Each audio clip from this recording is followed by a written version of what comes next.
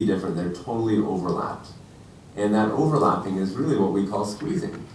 So this is a squeezed version of the cell, and the first one was a relaxed version. And the trigger that kind of gets it from squeezing, and then of course, actually I should probably draw that too.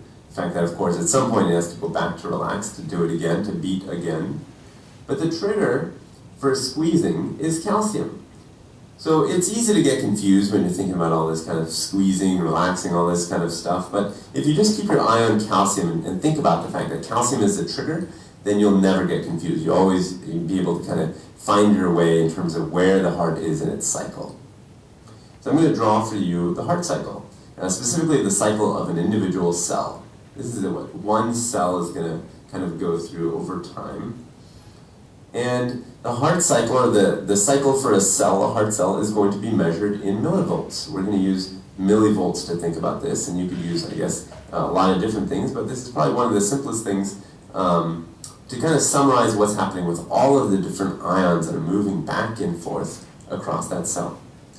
Now, the major ions, the ones that are going to mostly influence our heart cell, are going to be calcium, sodium, and potassium. So I'll put those three on here. And I'm putting them really just as benchmarks, just so you can kind of keep track of where things would like to be. So calcium would like to be at 123 millivolts, sodium at 67. And what that means is that if these were the only ions moving through, then sodium would like to keep things positive, and potassium, on the other hand, would like to make the membrane potential negative. So this scale is actually the scale for the membrane potential. And if we move up the scale, if we go from negative to something positive, this process would be called depolarization. Depolarization. That just means going from some negative number up towards something positive. And if you're to do the reverse, if you're going to go from something positive to something negative, you'd call that repolarization.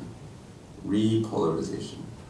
So these are just a couple of terms I wanted to make sure that we're familiar with, because we're going to be able to then get at some of the interesting things that happen. I'm going to make some space here inside of this cell. So let's start with a little picture of the cell. So let's say that this is our cell here. And I'm going to draw in little gap junctions, which are little connections between cells. So maybe a couple there, maybe one there, maybe one over here. And let me label that. So these are the gap junctions. Gap junctions. And also, let's draw in some channels. So we have, let's say, a potassium channel right here. And we know that potassium likes to leave cells. So this is going to be the way that potassium is going to flow. Gap junctions help the cells communicate a negative membrane potential, right? And let's say potassium is the main ion for this cell, which it is. Then our membrane potential is going to be really, really negative. In fact, if it was the only ion, it would be negative 92, but it's not. It's actually just the dominant ion. So it's over here, and our membrane potential is around negative 90. And it continues around negative 90, so let's say nothing changes over a bit of time, so we stay at negative 90. So this is what things look like, right? With a dominant ion that our cell is permeable to being potassium.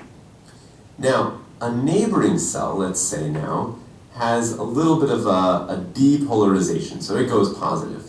And through the gap junctions leaks a little bit of sodium and some calcium. So this stuff starts leaking through the gap junctions, right? Now, what will happen to our membrane potential? Well, it was negative 90, but now that we've got some positive ions sitting inside of our cell becomes a little bit more positive, right? So it goes up to, let's say, here. And it happens pretty quickly. So now it's at negative 70, up from negative 90. So at this point, you actually get, I'm going to erase gap junctions, but now that you're at negative 70, you actually get new channels opening up. And I haven't drawn them yet, and I'm going to erase sodium and calcium just to make some space. But you get new channels opening up, and these are going to be the sodium channels. So let me draw those in. Sodium channels, and there's so many of them. Lots and lots of these fast sodium channels open up. And I say fast because the sodium can flow through very quickly. The sodium starts gushing in, and you know that's going to happen because there's a lot more sodium on the outside of a cell than the inside of a cell.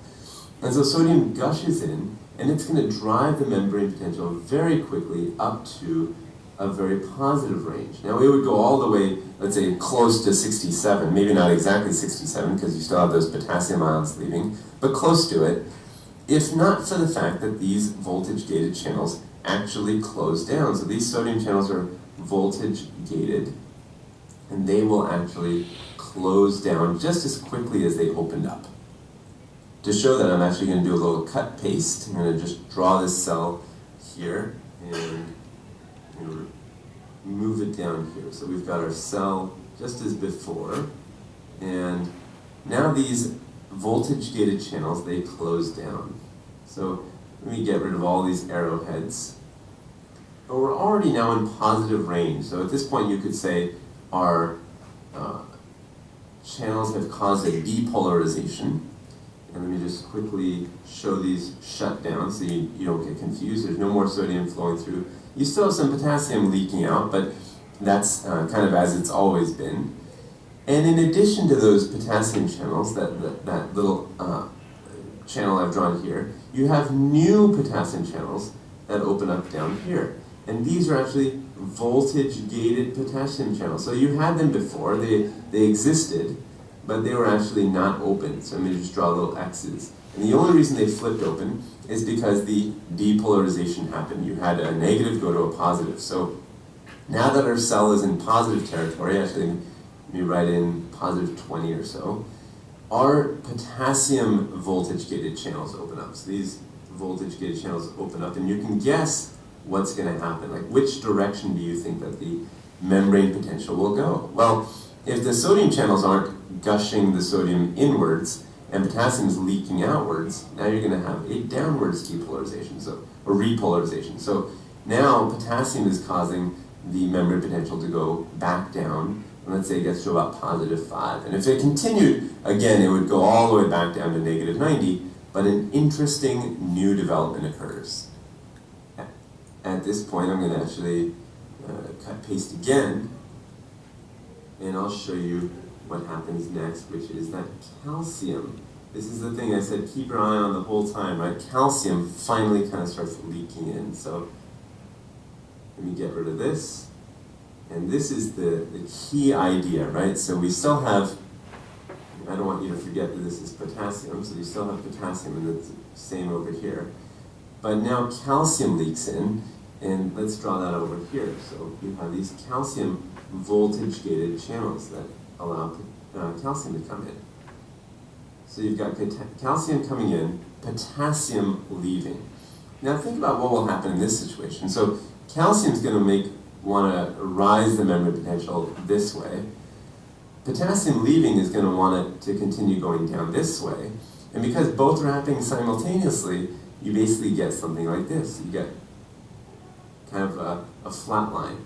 So because both events are happening, both potassium leaving the cell and calcium entering the cell, you get this kind of flat line, and the membrane potential stays kind of around the same, and so we can just write something similar, something like positive 5. Just so we're clear, these are also voltage-gated calcium channels. So to round this out, then what happens after that? So you have, so far so good, we have all these cells, or all these channels coming in to our cell and allowing different ions passage. And now we get to something like this, and I'm going to try to clean this up a little bit. And what happens is that the calcium channels actually close just as suddenly as they open. So now you don't have any more calcium coming in. And if calcium was the only thing that was keeping this membrane potential going flat, I said that the potassium makes it want to go down, but the calcium was making it flat. Well, what will happen now? Well, if again you have just those potassium channels open, well then you're going to have the membrane potential go back down. It's going to go back down to negative 90 or so.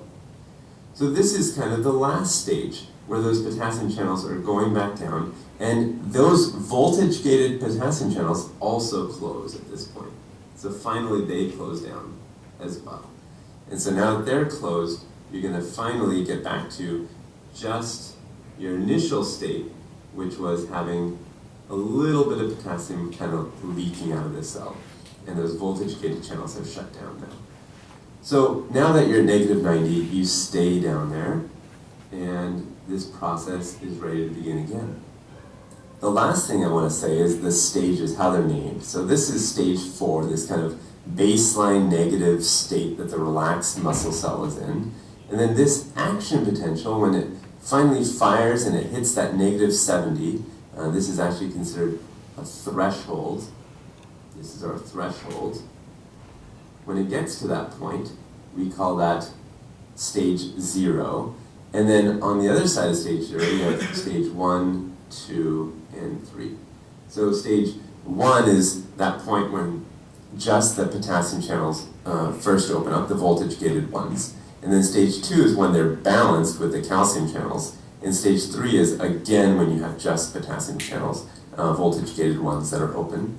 And then you get back to stage 4 again. So this would be stage 4.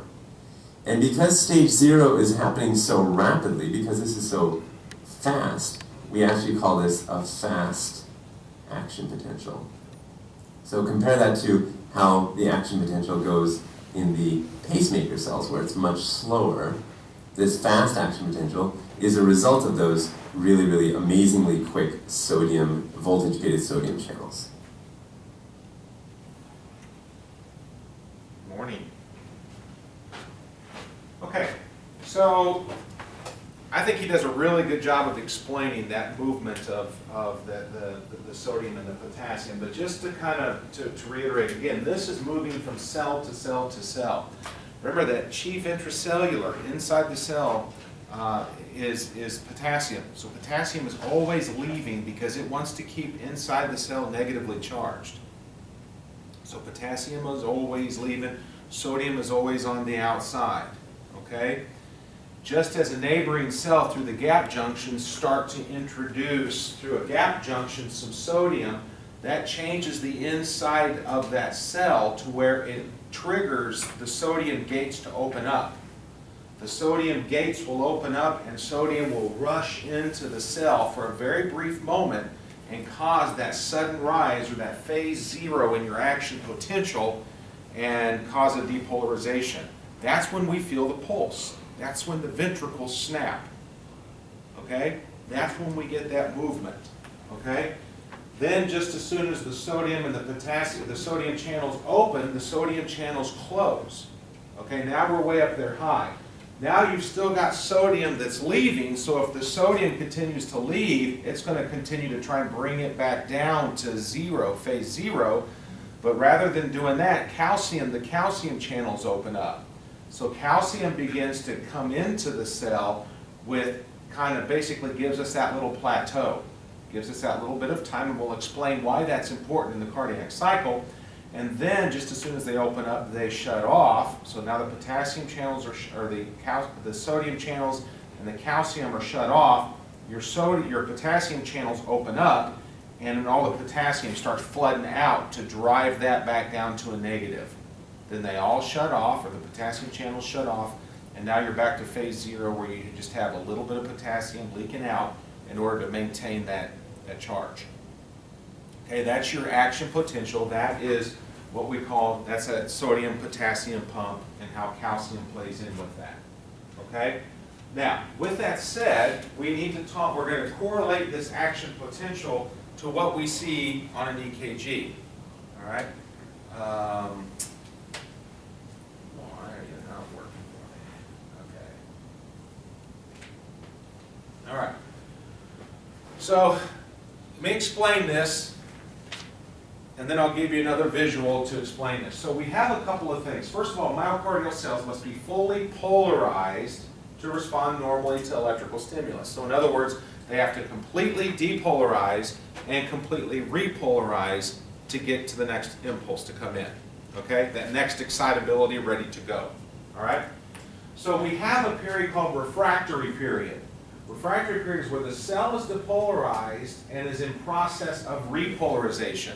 So there's a moment, there's a time where the cell has depolarized and now it's just sitting there and now begins to repolarize to get ready for the next. Okay? That's called refractory period. So we have two types of refractory period. We have what's called an absolute refractory period, and we have a relative refractory period. Absolute means what? If we use the term absolutely, what's that mean?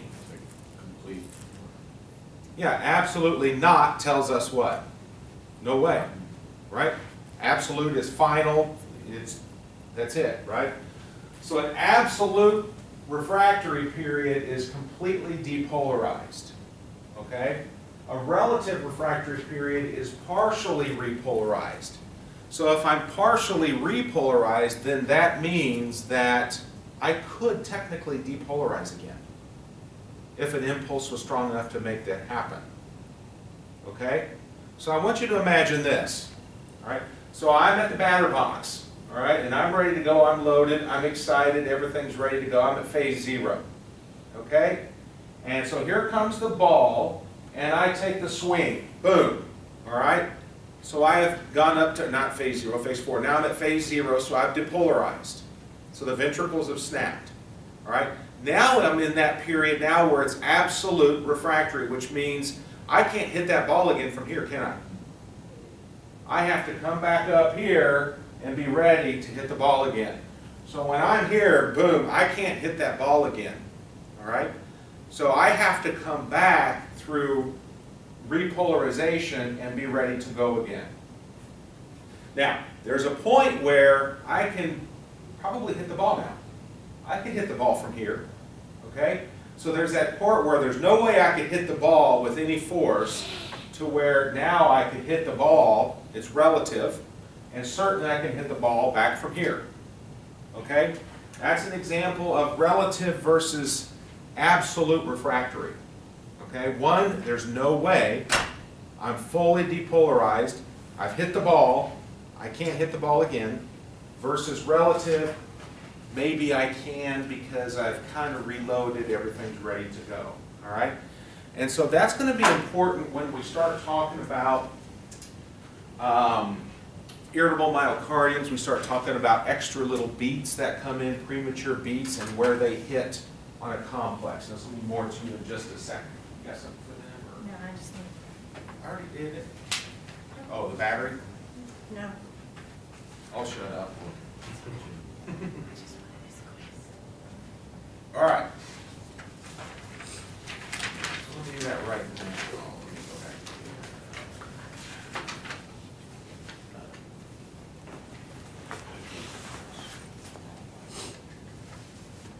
Okay, so you see this right here. All right, so we're going to talk about your EKGs and what each one of these things see, but let's then we're going to tie this to our action potential. Okay. So as we see here, the first wave that we're going to see, and we're going to talk about each one of these specifically, but we see our P wave. And what our P wave is that's the atria kicking off. That's the SA node. All right? Remember that bright light? Okay? That bright light with that, as we're driving down the roadway, we see this. So we see that bright light go off. That's that SA node firing off. Very strong, dominant pacemaker. So it starts the impulse. So we see the atria begin to depolarize and begin to stuff the ventricle. We get up here to the PR interval, the P wave, into this interval here, and this is where the gatekeeper is saying, hold it, hold it, hold it, hold it, then lets it go and hits the superhighway to move the impulse down to the ventricles. This is what we have with our QRS. That's what that is. That's the ventricular depolarization. Okay? Then we have that area between depolarization and repolarization. Okay? T wave represents repolarization. So this area here is what is called our ST. Okay? Between this, there's really not an S wave. An S wave would come down and come back up, okay? But this area here is kind of where the cell is just sitting there, fully depolarized. I've hit the ball, that's it, okay? And then as I'm starting to come back, that's when I get into my T wave where I'm representing. So let's apply this to action potential, what we saw. Phase 4, right? So now all of a sudden my sodium channels open up. I get ventricular depolarization, Okay? Starting ventricular depolarization, and calcium comes in. Calcium stops, potassium continues to flow out to bring it back down, and the potassium channels close. Okay? Now let's look at that in correlation to the EKG. All right? So if we understand that relative or absolute refractory says no way, okay? And we know that this ST to the middle of the T wave hits in that absolute refractory period, okay? And the timing of it, okay? We become vulnerable in phase 3. That's where we move to that relative refractory period. So how that corresponds to your EKG is that about the last little bit of the T wave, okay? So up until here, it says no impulse, no matter what, is going to cause me to fire off again because I'm not ready. I've hit the ball and I'm just sitting there. Okay? However, when I come back and I'm getting into my T wave, now I can hit the ball again. All right? Does that part make sense? Let me give you an example.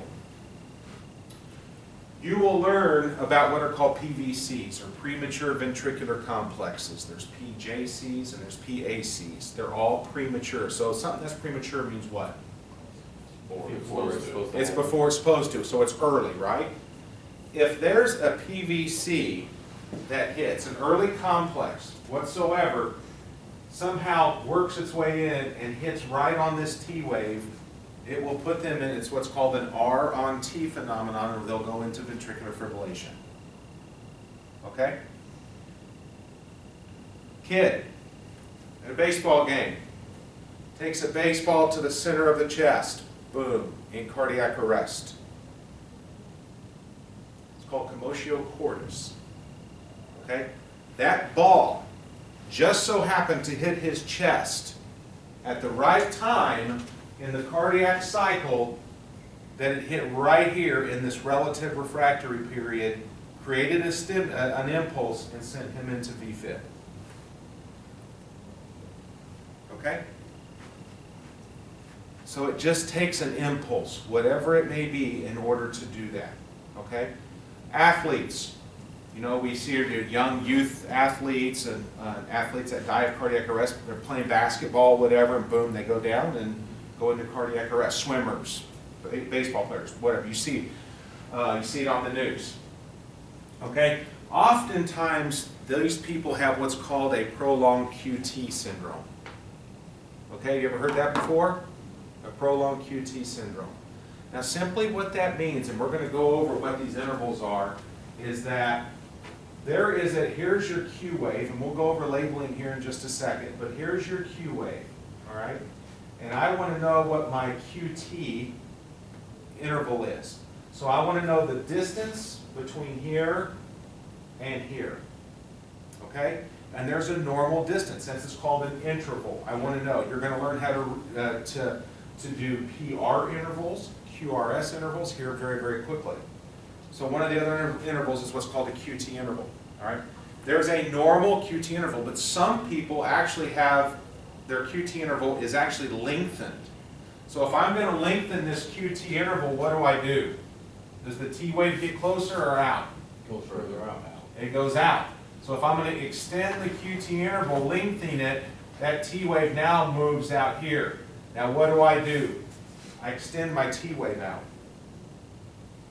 And that makes that whole thing vulnerable because I've already had these shifts in here. That makes that whole thing vulnerable for some sort of a ectopic beat to hit on there. So anytime I prolong that thing moving out, I really expose myself to sudden cardiac death. That's why these people typically just get a defibrillator implanted in their chest. All right? 2 quick stories. I'm driving down the highway with my wife, and I like to play jokes. All right? Believe it or not. And so we're driving, all right, and I come upon this tractor trailer tow truck that's towing another tractor trailer. Now, how do they tow them? Back to front. Back to front, right? So I'm driving, I get up behind this thing, and to where all you see is the front of the truck. And I just tap my brake and my wife wakes up. What do you think she sees? It's the front of a freaking semi truck, and she squeezed. Oh man, it took me forever to get out of that. She was so pissed off at me. So I never done that again, okay? But that sudden wake and that sudden change. In Colorado, there was a man and his child and the woman. They were driving in Colorado. He did a similar thing. However, when she startled and she woke up, she screamed, and then she went into cardiac arrest. When unresponsive, he pulled her over. Well, there just so happened to have been a state trooper, Colorado state trooper, that was behind him. So he pulls over behind him. They get up there. She's unresponsive. He's got an AED. They shock her one time. She comes back, and she lives. She had a prolonged QT syndrome that had gone undiscovered, no big deal.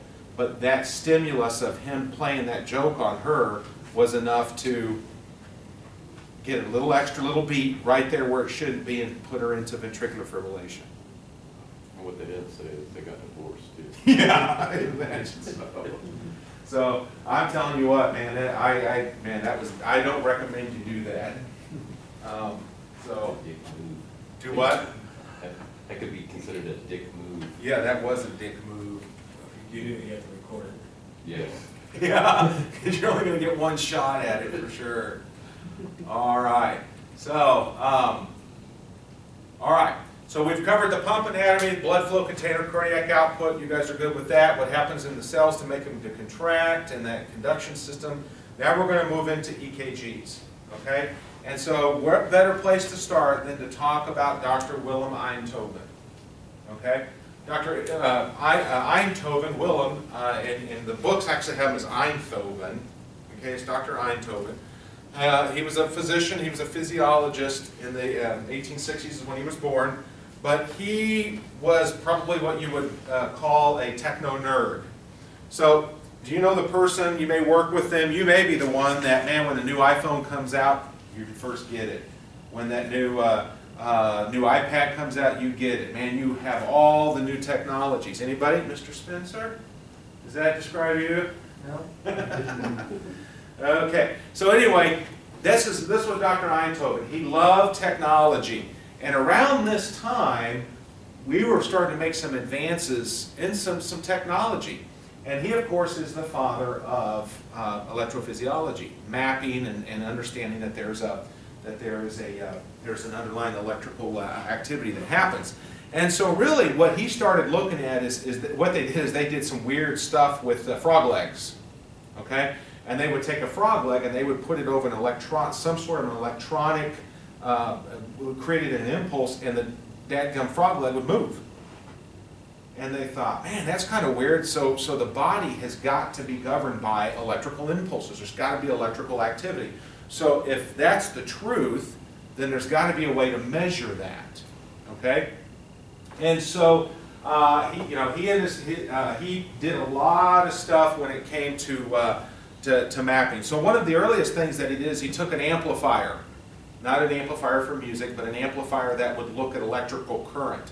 And what he noticed is that whenever he would take the ends of the amplifier and he would place them on the body, okay, that he didn't get a lot of change in it, but when he noticed that because we knew that salt water was a conductor of electricity, when he would dip it into water and it was in contact, he would get a response, okay? And so he started doing things with his lab partners. And so what they did is he would take both hands, put it into salt water, both feet, put it into salt water, and then he would dip wires in each one of these things, a positive and a negative, and he would attach it to the amplifier. And what he noticed is that with the amplifier, it would either go up or it would go down, depending on which wire he had where. And so then he did it with the left foot in and the right foot in, and he determined that, hey, there's no reason to have both of them in. It doesn't make a difference. So, and essentially we have the left leg that we use. Doesn't really matter. And so eventually what he did is he found out he needed a ground, and so he would ground it to the patient. And so by moving these wires around and dipping them into different ones, he started to notice that it would behave in different ways. And so what is this thing seeing? What do you think the electrical impulse is it seeing? It's seeing the cellular depolarization. It's seeing the action potential.